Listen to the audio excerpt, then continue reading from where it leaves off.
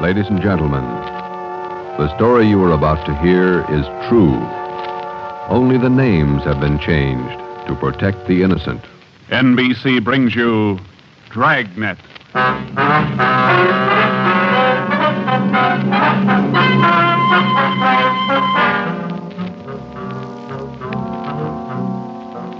You're a detective sergeant. You're assigned to robbery detail. There's a potential killer on the loose in your city. 18 women have been beaten and robbed by this man. The newspapers call him the Werewolf.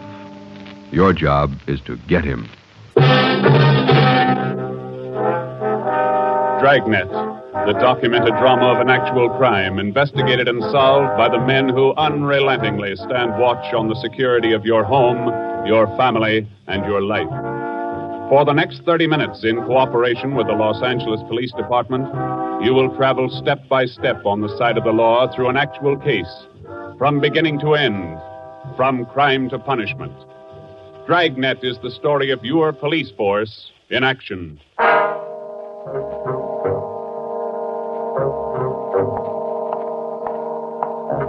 was Thursday morning, February 2nd. It was raining in Los Angeles. We were working the early morning watch out of robbery detail. Detectives in Los Angeles work in pairs. My partner's Ben Romero. He's a sergeant, and so am I. My name's Friday. The boss is Ed Backstrand, chief of detectives. I was on the way back from the teletype room, and it was 3 a.m. when I got to room 27A, robbery detail. Hi, Ben. What's up? Keep your coat on, Joe. Just had a hotshot call. Coming, Skipper? Right behind you. Let's go, Freddie. Well, what was it, Ed? Another woman robbed, almost beaten to death. Well, how many does that make? About 18 in 6 weeks. Is that right, Skipper? Yeah, 18 too many. Come on down these stairs to the garage. Yeah. What about that suspect we had, Ed? You mean Martin? Yeah. Had to release him this morning. But I got a good tail on him, Henderson. Yeah. We got any report yet? Nothing definite to hold him for. Here's the garage. Let's hustle it. Right. Then if this isn't Martin's job, Skipper, and he's not the right man... Then we start all over again, and we work night and day till we find the right man. Here's the car. Let's go. Ben, you drive. Yeah, all right. How do the victims describe this guy, Ed? Pretty sketchy. Supposed to be tall, dark, long black hair. Last woman said he had a face like an animal, something like a dog or a wolf. A wolf? Yeah. She said something like a werewolf. Something like a werewolf. Well, he almost had to be that, judging from the way he operated. He was either an animal or a raving maniac. One thing we were sure of, he was smart and he was dangerous. For almost 2 months, he'd prowled the streets in a stolen car in the early morning, usually between 3 and 5 a.m. And the victims were always lone women, most of them waitresses, coming to work or going home. He dragged them into the car, robbed them, beat them until they were unconscious, and then throw the body out into the street. That's just what we found when we pulled up to the curb near the corner of 8th and Grand. One cruiser car was already there, and so was the ambulance. About a dozen people were standing around looking at the crumpled figure of a woman sprawled out on the sidewalk. 2 officers were talking to the only witness, a thin, sallow-faced newsboy. His story didn't give us much to go on. Like I was telling these cops, sir, or these officers, sir, I was walking up 8th Street on my way home as usual when I see this blue Chevy sedan pull up down a block there a little way and dump out the dame's body. Well, actually, I don't know what to think. You get a look at the license plate? Well, no, I didn't. Tell you the truth, I could hardly keep from... Well, I was just plain scared. What did you do after you saw him throw the body out, son? Well, I just stood there for a minute, and the fellow in the car drove right on past me. Did you get a look at him? I sure did. How close were you when he drove past? Well, no, it couldn't have been more than, 8 or 10 feet away. I was right over there by the street light near the curb. Would you know this man if you saw him again? I don't know about his height or his build or his weight, but, mister, his face I'll never forget. Why do you say that? It was just like the paper says about him. Right here on the front page. Here, read it. See? Woman says attacker looked like werewolf. That's all the newsboy could tell us. The suspect drove a blue sedan. He had a face like a werewolf. We covered the neighborhood for clues, and we questioned a dozen people, but we got nowhere. We took the witness's name and address, and we drove down a couple of blocks to an all-night gas station. 14-hour out to Metropolitan. I'm going in here and call the office and see if Henderson's called in on Martin. We might still have a suspect. Right, Skipper. 13-hour out to Metropolitan. Looks as mad as a wet hornet, doesn't it, Joe? Yeah. Did you get a good look at that woman's face when they moved her in the ambulance? Yeah. Sure does like to mess them up. Oh, I don't know how we're going to get him, Ben, but we better do it fast. Next time, it'll probably be murder. Oh, here comes the skipper, Joe. Uh-oh. Doesn't look good. What is it, Ed? Just talked to Henderson. He tailed Martin to a bar in Long Beach. He hasn't been out of his sight for 2 minutes since yesterday. Martin's clear. And we're right back where we started. Yeah, with one more half-dead woman in the hospital. Well, how about that stolen car, Skip? Wait a minute. Get that radio up. Attack. Okay. Code 3. Ambulance dispatched. Code? Attention, all units. On Grand Avenue between Venice and Washington. A woman, victim of robbery and attack. Code 3. Ambulance to task. Code 3, red light and siren. Come on, Friday, let's roll.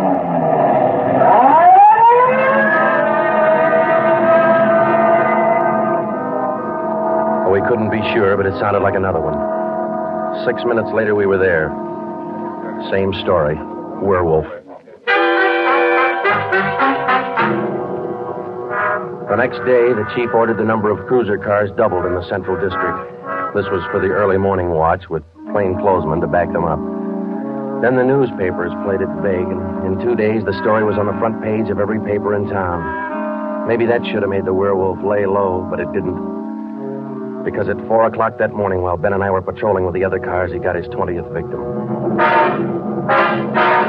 Attention, all units. Whittier between Soto and Matthews. A woman, victim of 211, an attack. Code 3. Ambulance dispatched.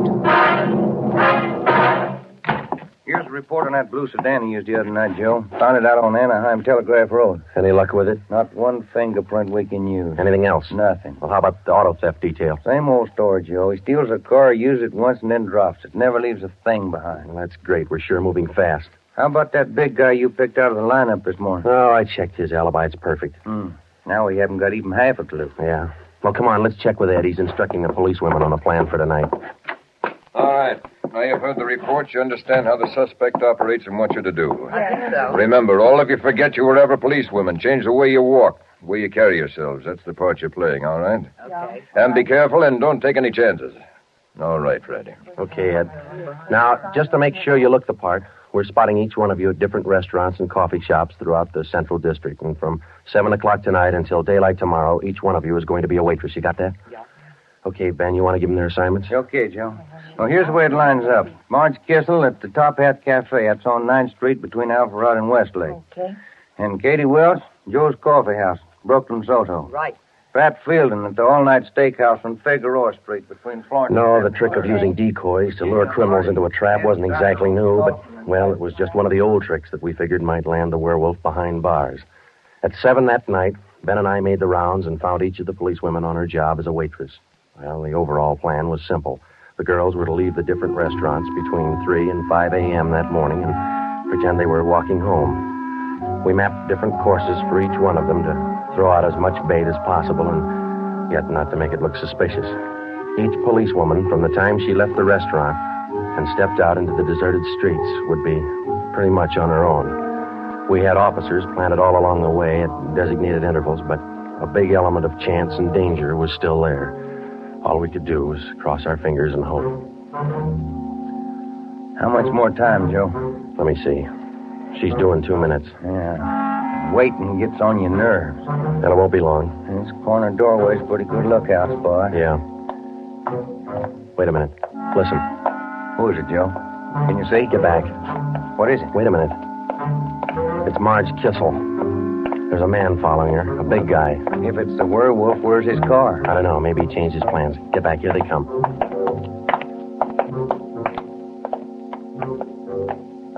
You get a look at him, Joe? Oh, pretty good. Not too suspicious. Might be coincidence. Well, I got a pretty good lead. Come on, let's go. Stay back in the shadows. Hey, Joe.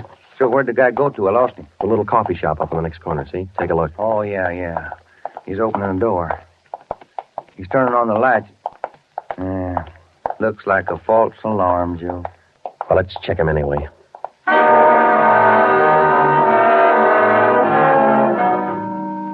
Well, I didn't think we'd be that lucky on the first try, and we weren't. We asked the man a few questions, and it didn't take him long to show us he wasn't our man. He owned the coffee shop.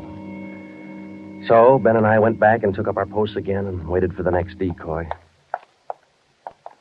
We covered that 10-block course 6 times that morning, back and forth, following the bait, but it was almost as if the guy could sense a trap. Not once did we get a nibble. By the time our last decoy finished the route, it was almost daylight. Joe, I never was so glad to see that sun come up in my whole life. My feet feel like they're puffing right up out of my shoes. Yeah, me too. Come on, let's get over to the car and check on the other squad out in Boyle Heights. Huh? Mm-hmm. Oh. Hit the radio, will you, Ben? Yeah. Joe, there must be some easier job on the force than this. Yeah, you and me both. Now, let's see what happened to the others, huh? 80K to Unit 104K. Come in. 104K to Unit 80K. Go ahead. 104K, this is Friday. You do any good out there? This is Miller. I'll call Curtis. Stand by. 80K to 104K, Roger. What do you think, Joe? Maybe a bite? I don't know. Oh, this guy seems to work like a mind reader. Well, he can't win all of them. 104K to Unit 80K. This is Curtis. Go ahead. This is Friday, Al. How'd you do out there? Any luck? Just checked in the last gal, Joe. Katie Welch, not a sign. Okay, Al. Have the men check in. 80K clear. KGPL. Okay, let's go, Ben.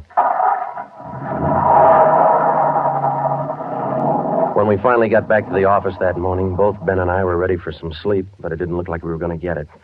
We just about finished going through the overnight reports for some kind of a lead when the phone rang. Robbery Friday. Hi, Joe. This is Wilkerson, auto theft. Hi, Wilkie. You got something for us? Not much, Joe, but it might work into something. Just got a report in on a pair of stolen license plates. Oh? Yeah. I'm not much of a hawkshaw, but I figure there's just a chance it might be your werewolf boy. How come? I don't know. Maybe just a hunch. After 13 years in this business, you get to know thieves pretty well. Sometimes you got to even think like them. Okay, Wilkie, thanks. We'll check by in a couple of minutes. Right, Joe. What do you have to say? Pair of license plates stolen last night. Wilkie's got a hunch it could have been our man. Well, it might be an angle, Joe. If that werewolf guy'd hang on to one car long enough, we'd have a chance at it. Well, he's too smart for that. I don't know, Joe. Sooner or later, he's going to make a mistake. Yeah. Come on, let's check with Wilkie. Well, we checked with Wilkerson. We got the best piece of news we'd had in days. On the average, 95% of stolen cars are recovered or located within 24 hours. In the remaining 5%, Wilkerson, by a simple process of elimination, narrowed down the number of cars the suspect might be driving. Wilkie figured 6 cars. There they are. Now, I'll bet you if you picked up your man tonight, he'd be in one of these cars. Let me see, huh? 2-door black sedan, yellow convertible, another sedan, green, blue coupe, black coupe, and a gray convertible. Well, that's good work, Wilkie. At least we got something to look for now. Yeah, you're right, Joe. Wilkie, you got the numbers of those stolen plates you're talking about? Yeah, right here, Ben. They're already on the hot sheet. Good. Keep us posted, huh? As usual, Ben. See you later, Wilkie. That's a good break, Ben. Something to keep us busy tonight. Tonight? What do you mean? We're setting another trap. Same thing as last night. Same police women, same everything. Well, only this time let's hope he steps into it. You know, Joe, this werewolf character's getting me mad.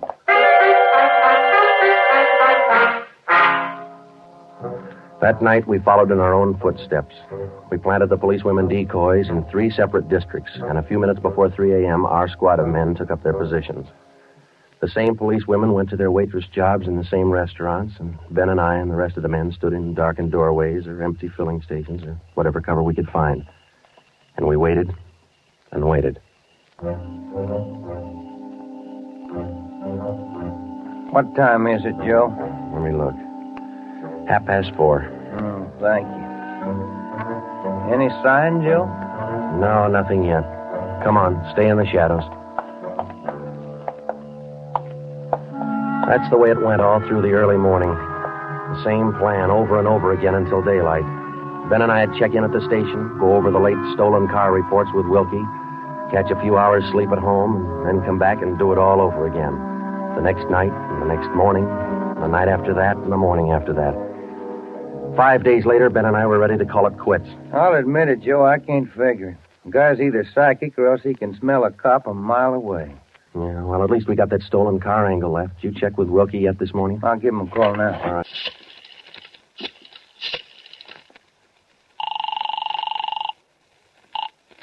Auto theft, Wilkerson. This is Ben, Wilkie. You got anything for us this morning? Yeah, just going to call you. You fellas ought to let me solve your cases for you. Why? What'd you get? The boys picked up 3 of those 6 stolen cars since late yesterday. Great. Now, what does that leave us with? Well, here are the 3 still missing. Yeah. 4 X-ray 763. Yeah. 5-6 Young 342. Uh-huh. 6-1 Robert 385. Yeah. Got those? Yeah, thank you, Wilkie. Check you later. Good news? Remember those 6 missing cars? Yeah. Wilkie says the boys found 3 of them since late yesterday. Here's what's still out. The blue coupe, the yellow convertible, and the gray convertible. Yeah. Well, this feels like the right track for a change, Ben. Righty. Romero, got a minute? Sure thing, Skipper. Come on, Joe. What do you got, Ed? Woman out in Hollywood just called in with this. She said she walked down to the corner from her house last night to mail a letter. On the way back, a guy pulled up in the car and tried to drag her inside. Any description? Big, heavy set, dark, same thing. Well, how'd you get away from him, Skipper? She said she started running as soon as he made a motion toward her. When he saw her run up the steps of her house, he jumped back in the car and took off. Well, how come she didn't call in before this? She hasn't got a phone. She's afraid to leave the house again until this morning. Sounds good, Chief. You got her address there? Here you are.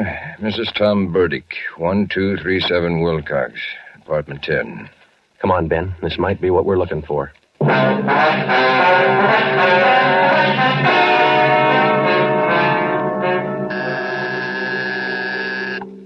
Who is it?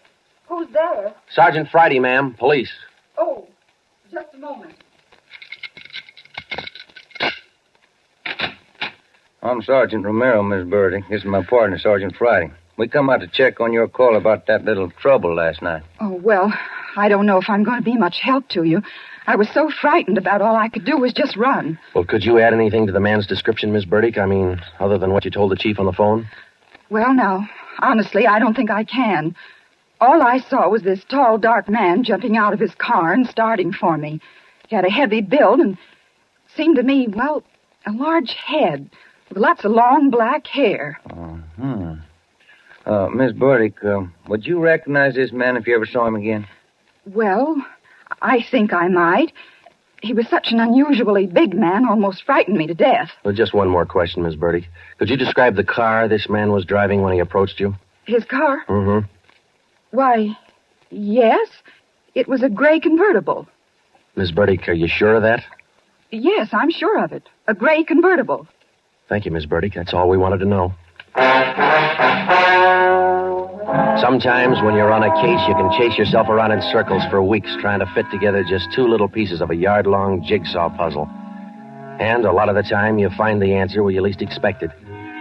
But once you get that feeling you're after the right man in the right way, there's nothing that can shake you.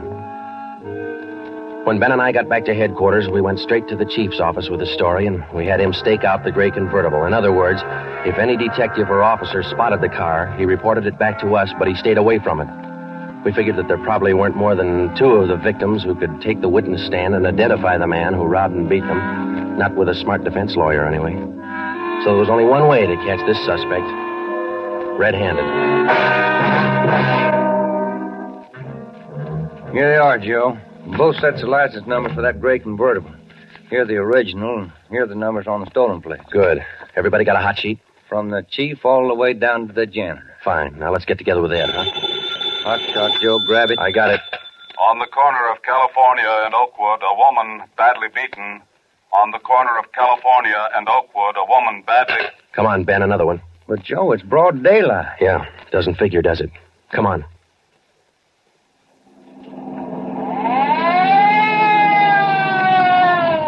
That vacant lot over there, Joe. 2 plainclothesmen and uniformed officers were keeping the crowd back. An ambulance was drawn up by the curb, but it was empty. When we got down to the rear of the lot, we found out why. They were waiting for the coroner. The woman was young, not much more than 30. Her body was half sprawled across the muddy ground, and her face was turned upward. It had been badly beaten. They figured it happened last night, Sergeant. Have the fingerprint men been notified? Yeah. How about the crime lab? Just called them. That's good. Now, let's keep everybody out of the area till they get here. All right, Sergeant. Who found the body? One of the kids in the neighborhood. The woman was dead when he found her. Did she live around here? About a half mile away. I hear she's got 3 kids. Or she had 3 kids. Uh-huh. You've seen enough, Ben? Yeah. Let's get on back to headquarters.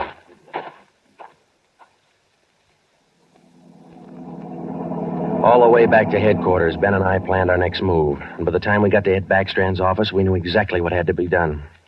When we told him about the Werewolf murder, he didn't say a thing for a minute. He just stared across the room at the calendar on the wall. Then he brought his hand down hard against the desk. Friday, Romero, I'm only going to say this once, so get it straight. That guy's pulled his last job in this city. He's through robbing and beating women, and he's through with murder. I've given you time to track him down, and now I want him in. No stalls and no excuses. I want him. I don't care how many men you use, and I don't care how you get him, but get him. That's all. Ben and I worked all that afternoon, right through dinner, up until 8 o'clock. By that time, the overall plan was down on paper and already in action. It was one of the biggest things we'd ever tackled, and, well, we didn't know if it was going to work. We only knew it had to work. We had a squad of 65 cars to stretch out over 40 square miles of the city in one big dragnet. The blockade itself would be stationary most of the time, and working inside it would be 2 cars, 14 policewomen as decoys, with 2 plainclothesmen assigned to watch each policewoman. If and when the Werewolf was sighted in the gray convertible, we'd automatically take over the police radio for the whole city, and Backstrand would direct the chase from headquarters. A little after 8, we had coffee and hamburgers, and we went to Ben's for a few hours. Ben tucked his kid in bed as usual, and then he laid down for a nap. I talked to his wife until I dozed off in the chair. At 11:30, she woke us up. I combed my hair and put on my coat. Cops' wives are like everybody else's. They worry. When we met Ed at headquarters, we did some last-minute checking on details with Backstrand for about a half an hour, and then we were all ready to go. By 5 minutes past 2, half the Dragnet crew pulled out of the police garage and scattered over the city to their places. By 2:35, the other half pulled out, and a few minutes later, Ben and I followed. At 3 minutes to 3 that morning, Backstrand took over communications and checked every car in the operation. It was a good start. Every man in his right place by the right time. The trap was set. All we needed now was to find our suspect, the Werewolf, inside. Control 4 to Unit 80K. Control 4 to Unit 80K. 80K to Control 4. Go ahead. This is Backstrand, standing by. 80K, roger. Clear. KGPL. Okay, Ben. Now let's go find him. I got a hunch, Joe. Let's try the Wilshire district first. Sounds all right to me. Let's go.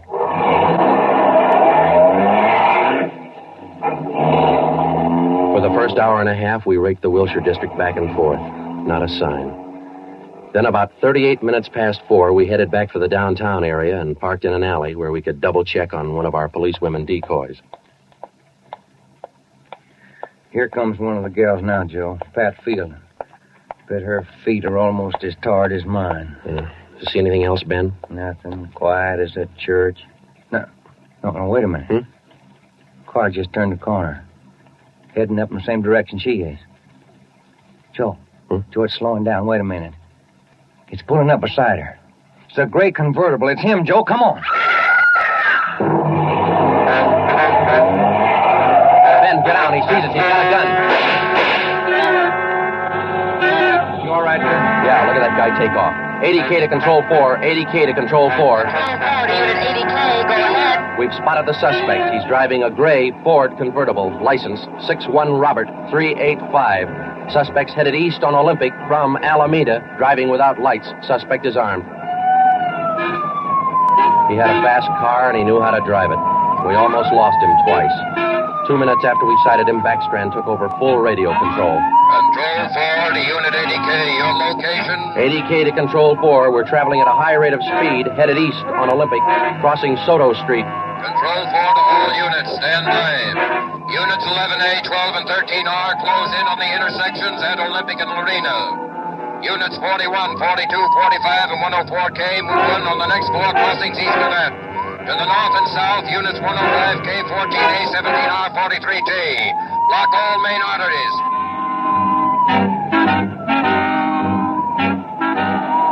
In the next half hour, the 65 cars in the Dragnet had pulled in like a noose around a 5-mile area. Ben and I hoped it was just a matter of time. Unit 80K to Control 4. Control 4 to 80K, go ahead. He's headed north on Fresno Street, crossing Whittier Boulevard. Attention all units. 80K now pursuing suspect north on Fresno from Whittier Boulevard. Units 15, 105K, 11R, and 18A block off the intersection on Fresno and 4. Hey, Ben, up there ahead. What's he trying to do now? Look, he's turning around. Yeah, and he's coming right for us. Watch it, Joe. Look out! Pretty close. 80K to Control 4. Control 4 to 80K, go ahead. Exchanging shots with suspect. Watch it, Ben. Here he comes again. Sure likes to use that gun, doesn't he? Sure does. Hey, Joe, look. Look, he's turning east. He's running for Hollenbeck Park. Yeah, 80K to Control 4. Control 4, go ahead. Suspect just drove up over curb and into Hollenbeck Park. Control 4 to all units. Control 4 to all units. Converge on Hollenbeck Park. Suspect is in the park. He's armed. Use caution. Code 3.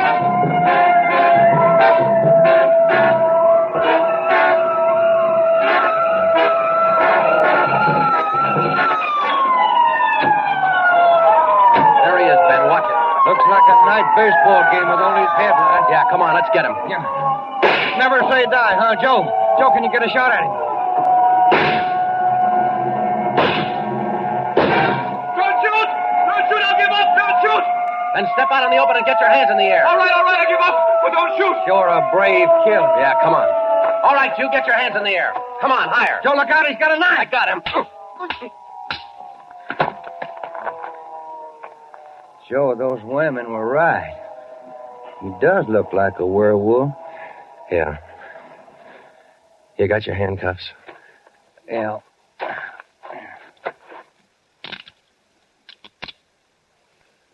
Okay. Got a cigarette? I've been out for an hour. Little place across the street. Maybe we can get some there. Okay. There's the crew from the 41R. Hey, fellas, take him into robbery, will you? Okay, Friday.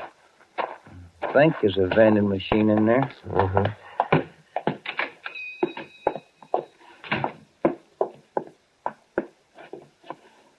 Say, you got some change for the cigarette machine, mister? I think so. Say, who was that guy all them cops were after over in the park a little while ago? I picked up the werewolf. Been reading the papers? Yeah. You fellas cops? Yeah. Sure made it easy for you, didn't he? All you cops had to do was surround the little fella in the park. Nothing to it, huh? Yeah, that's right, mister. Nothing to it.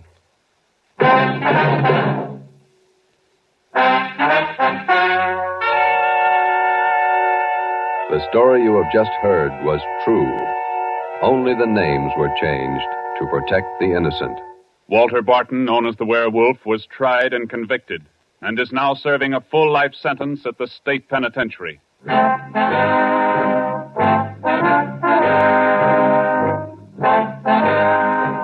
This has been Dragnet, the third in a new series of authentic cases from official files. Technical advice for Dragnet comes from the office of C.B. Horrell, Chief of Police, Los Angeles Police Department. Tonight's program is dedicated to Sergeant Mario Victor Dairo of the Los Angeles Police Department, who, on the morning of January 1st, 1943, gave his life so that yours might be more secure.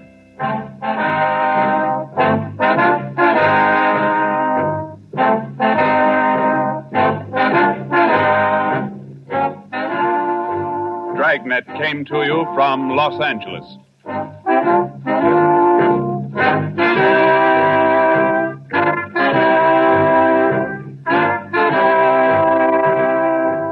This is NBC, the national broadcasting company.